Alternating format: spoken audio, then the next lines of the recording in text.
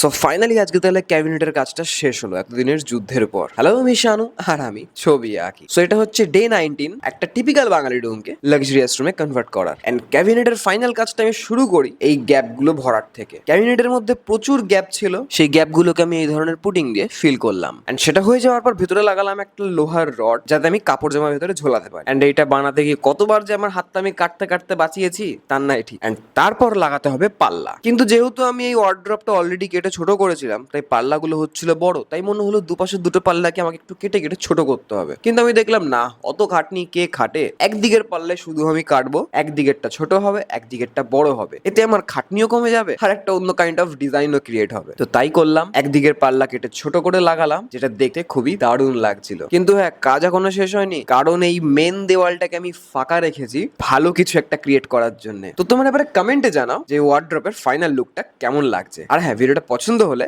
Like করতে ভুলো না কিন্তু। তাহলে দেখা হচ্ছে নেক্সট ভিডিওতে, ততক্ষণের জন্য বাই।